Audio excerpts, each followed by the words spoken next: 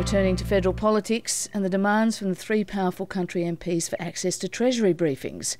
As we've been discussing, Tony Abbott says they can see the coalition's policies, but that information shouldn't come from the Treasury. Well, Treasurer Wayne Swan joins us in our Parliament House studio. Wayne Swan, good morning. Good morning, Fran. Do you support the Independent's request for access to economic advice from Treasury and briefings from Defence and Finance? Well, we're certainly determined to ensure the Independents get all of the information that they need to take a decision in the national interest. So the Prime Minister has sought advice from the head of the Department of Prime Minister and Cabinet about how that is best facilitated. We think that this is the basic respect that they are due.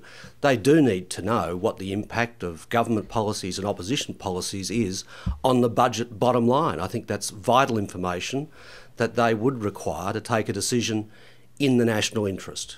OK, vital information, but access to economic advice from Treasury like this is usually reserved for the incoming government. They get either the Red Book or the Blue Book from Treasury. Why should the Independents see these documents if Tony Abbott or Julia Gillard haven't seen them?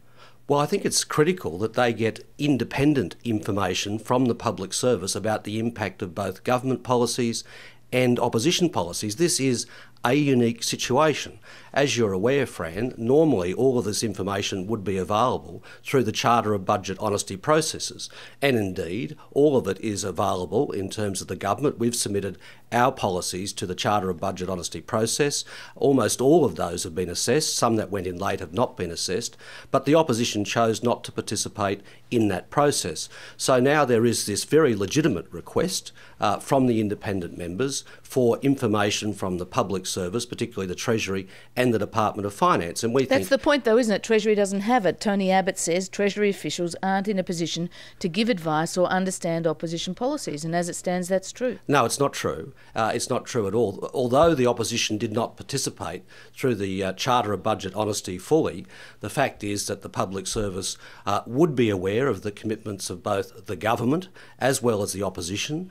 They do a lot of work in preparing for the election and the election outcome. They do prepare information on both the impact of government policies and the impact of opposition policies. But that information is not available to the government.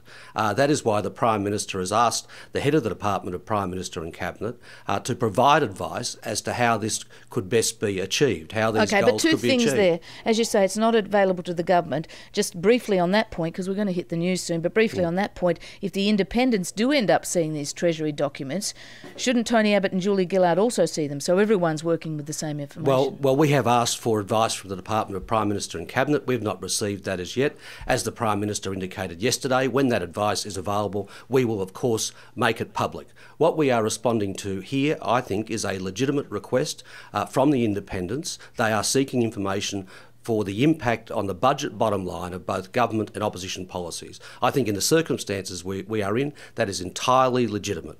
And Tony Abbott's argument, I think, is that, well, he's happy to give them costings of his policies, but not ones done by Treasury because they don't have the full information. They've got a better understanding of government policy and the cost of that than they do of opposition policies. So he's happy to give them the assessment done by the independent accountancy firm. Well, I don't think that's legitimate at all. I mean, the fact is that he's had an accountancy firm from Western Australia associated with the Liberal Party pursue his costings. The fact is that the public service prepares material on both the impact of opposition policies and government policies in the normal order of business. And the fact is they are the best qualified to assess the impact of those policies on the budget bottom line. Just another question too. Julia Gillard's promising to commit to a full 3-year term. How can you make that commitment under the Constitution? Well, I think what the Prime Minister has said to the Independents and indeed to the country, that we want strong and stable government for a 3-year period. We are determined to achieve that. Of course, there could be some exceptions which would come along, such as the departure of a member or whatever, but we are determined to put in place a framework for strong and stable government. The government has been a very strong economic manager. We do live in challenging economic times. I think it's very important that that certainty is provided, and that's what the Prime Minister has done.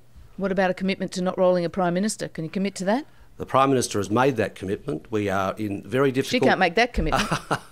Come on, Fran. The fact is that we have a strong, stable government in place for 3 years. The Prime Minister has made that commitment. I think it's a very important commitment.